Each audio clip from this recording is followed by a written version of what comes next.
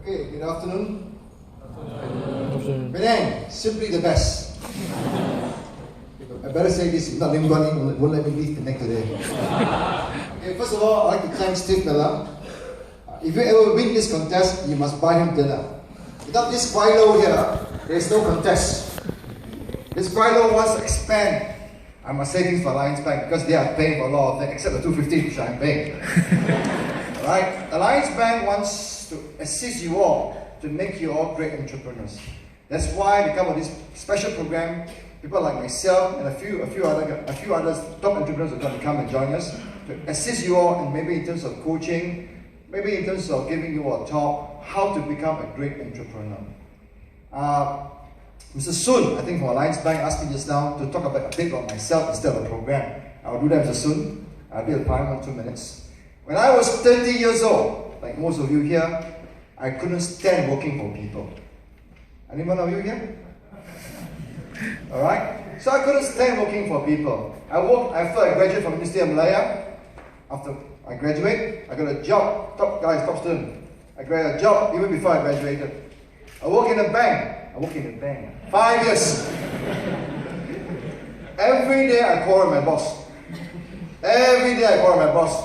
I couldn't take it. So one of my clients took pity of me and employed me. So I joined my client. My goodness. From the frying pan to the fire. I joined a family holding company, doing properties, doing trading, doing manufacturing. Who was in the bank? Everyday fight. It's a fight between family members. Brother, 15 brother sisters. Everyday fight. Main joke Cantonese says. You don't take side, you're dead. So after a while I says, shit man, sorry. If I'm going to die working for people, I must die for myself. Am I right, guys? Yes. Entrepreneurs, right? Yes. So I was very lucky. I was a finance GM at 28 years old with this Chinaman company. So what? Big deal, but no gaji. Alright, so I found a piece of land, a development land, that requires a land cost of 34 million. But I have no money. My father is a lorry driver. My mother is a rubber tapper. But I'm an ex-banker. I know how to talk, I know how to bullshit, I know how to write. Okay, so the bank tell me, a good thing about MU then, I don't know about now, all my friends rose to become today, all my friends are either senior government servant, head of banks, at least GM of banks. I got a lot of kawan, a lot of brothers. My son told me, a lot of brothers today.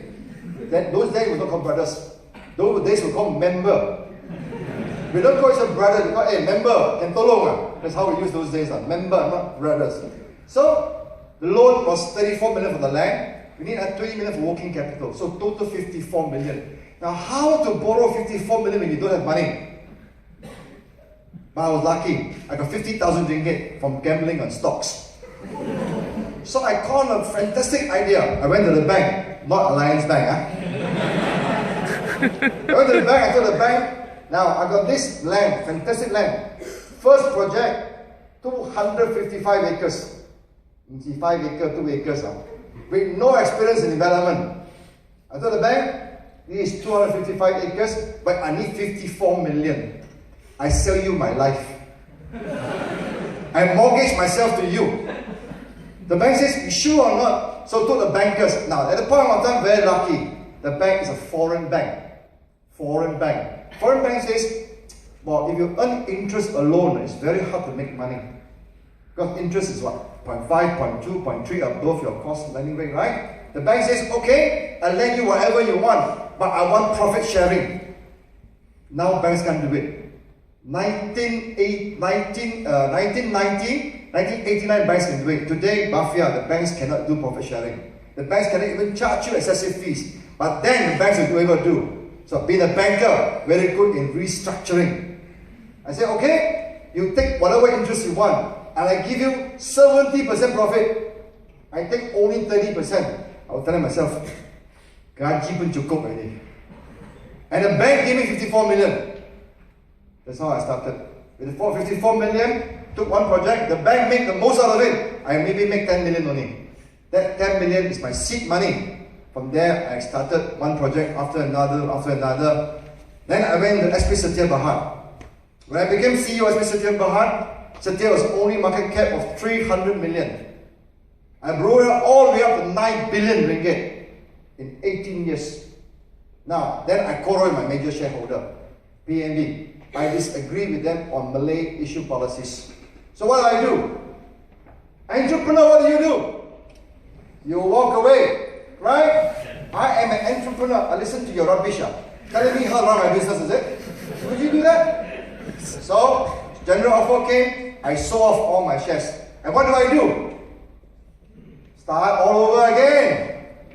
My new company, this new shirt, Eco World, is only 2 years old. Now, if Steve allowed me to contest this contest, I may win my own money back.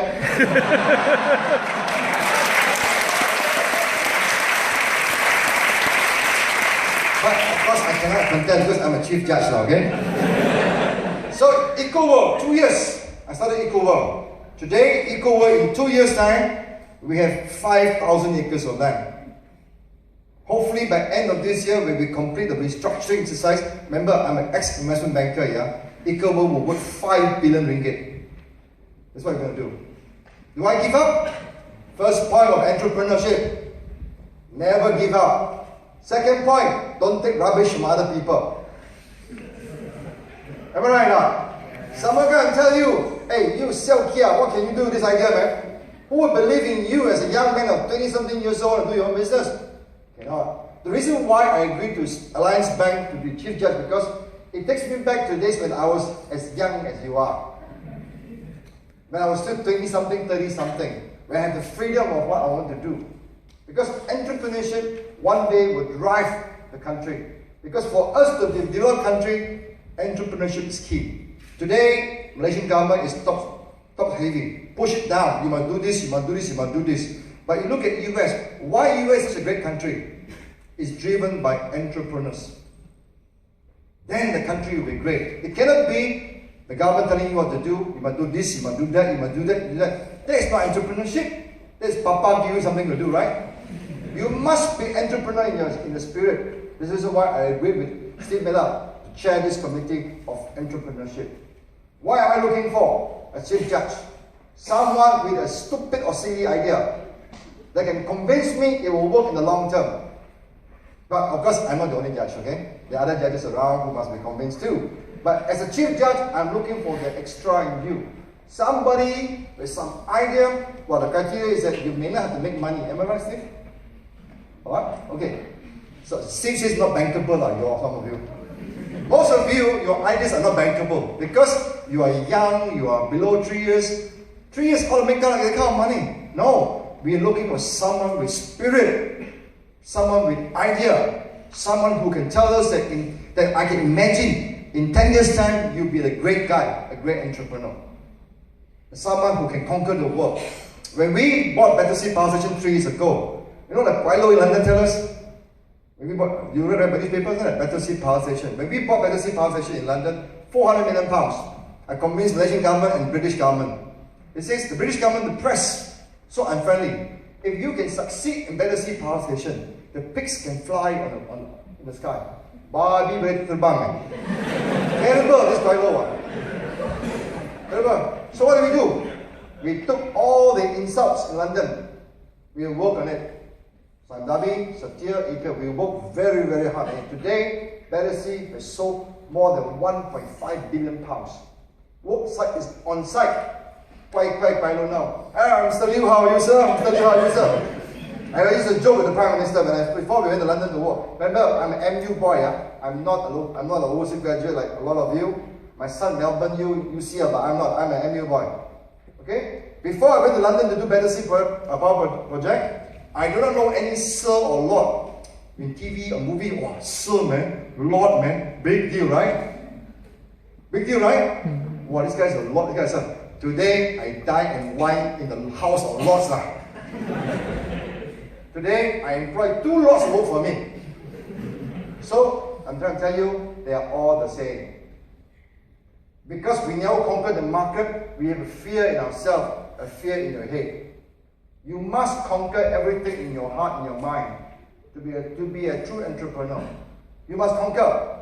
Whatever things in your mind and heart you must conquer. Setbacks, fear of overseas market, fear of how to go into the market. Trust yourself, trust your instinct, trust your intuition.